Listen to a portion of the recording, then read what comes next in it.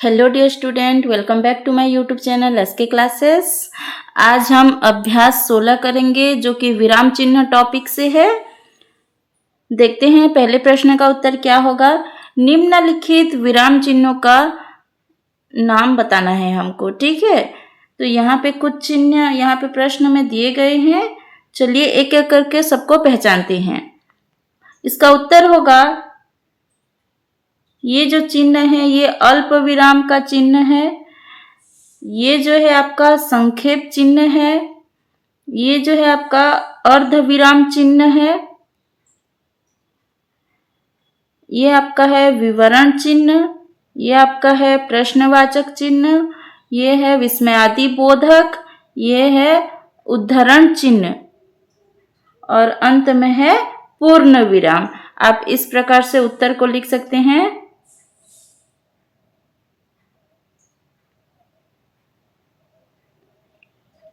अगला प्रश्न है,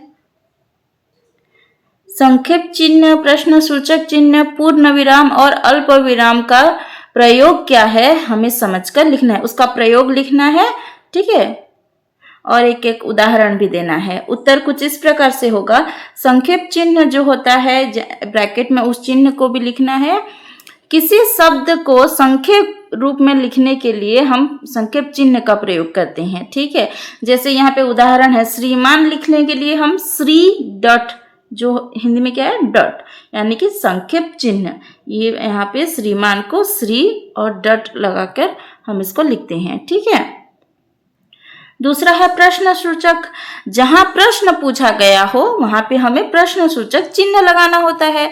जैसे यहाँ पे तुम कहाँ जा रहे हो, यहाँ प्रश्न पूछा जा रहा है, इसलिए प्रश्न सूचक चिन्ह का प्रयोग किया गया है। तीसरा है पूर्ण विराम। पूर्ण विराम, एक वाक्य अगर पूरा हो गया तो उसके अंत में पूर्ण विराम का प्रयोग होता है। एक पूर्ण वाक्य के अंत में प्रयोग किया जाता है। उदाहरण है, सूरज पूर्व दिशा से निकलता है। ये एक पूर्ण वाक्य हो गया, तो अंत में हम पूर्ण विराम लगाएंगे। अल्प विराम, वाक्य में थोड़ी देर रुकने के लिए या शब्दों को अलग करने के लिए इसका प्रयोग किया जाता है। जैसे यहाँ नीचे उदाहरण है, राम मोहन, यहाँ पे शब्दों को अलग करने के लिए लिखा गया है, राम मोहन श्याम और हरि स्कूल गए। तो यहाँ पे अल्प विराम का प्रयोग किया गया है। तीसरा प्रश्न है, यथास्थान उचित विराम चिन्हों का प्रयोग कीजिए। जहां पे जो भी विराम चिन्ह लगेंगे उसका प्रयोग करना है, ठीक है।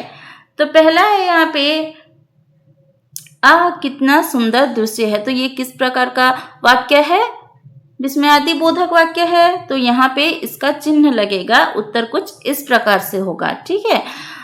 तो यहाँ पे विस्मयादि सूचक शब्द के बाद विराम चिन्ह लगता है और वाक्य के अंत में लगता है। दूसरा है, उसे रोको मत जाने दो।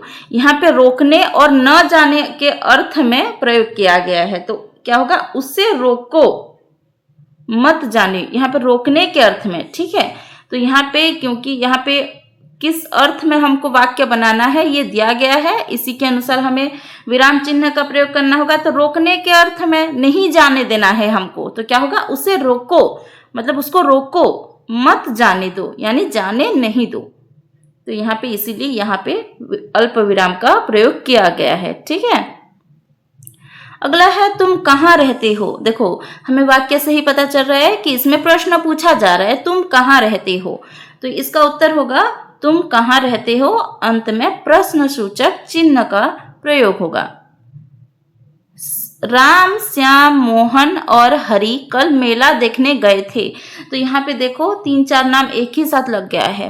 तो जब भी ऐसा होता है तो हम उसको अलग करने के लिए अल्प विराम का प्रयोग करते हैं। तो इसका उत्तर होगा, राम कौमा यानी अल्प विराम, श्याम मोहन हरि कल मेला देखने गए थे। उत्तर कुछ इस प्रकार से होगा। अगला प्रश्न है, गांधी जी ने कहा था करो या मरो। तो यहाँ पे गांधी जी ने जो कहा है उसी को जैसा का तैसा लिखा जा रहा है। तो इसका उत्तर होगा, गांधी जी ने कहा था। तो यहाँ पे अल्प विराम लगाओगे, उसके बाद इसको उद्धरण चिन्ह के अंदर लिखोगे। जो उनका कहा हुआ है, जो वाक्य है, उसको उद्धरण चिन्ह में रखना है। ठीक है, करो या मरो, ये एक वाक्य है, इसलिए यहाँ पे पूर्ण विराम भी देना जरूरी है। क्या तुमने पढ़ना लिखना छोड़ दिया? तो यहाँ पे क्या लगा है, यानी कि प्रश्न पूछा जा रहा है कि क्या तुमने पढ़ना लिखना छोड़ दिया। तो इसका उत्तर होगा क्या तुमने पढ़ना लिखना छोड़ दिया, अंत में आएगा प्रश्नसूचक चिन्ह। ठीक है, क्योंकि यहाँ पे प्रश्न पूछा जा रहा है। आज का लास्ट प्रश्न है, समाज एक दैनिक पत्र है। ये यहाँ पे वाक्य को पूरा कर रहा है। ठीक है, कि समाज एक दैनिक पत्र है, तो यहाँ पे इसका उत्तर होगा सामाजिक दैनिक पत्र है, पूर्ण विराम लगेगा। ठीक है, इसमें भी पूर्ण विराम हो गया, जो कि प्रश्न में नहीं है, ये टाइपिंग मिस्टेक है। इसका उत्तर होगा ये। ठीक है, यहाँ पे पूर्ण विराम लगेगा। तो ये था आपका अभ्यास 16। नेक्स्ट वीडियो में हम अभ्यास 17 करने वाले हैं। ये वीडियो पसंद है तो वीडियो को लाइक कर दीजिए। ऐसे ही और वीडियोस देखने के लिए चैनल को सब्सक्राइब करके रखिए। मिलते हैं एक नए वीडियो के साथ।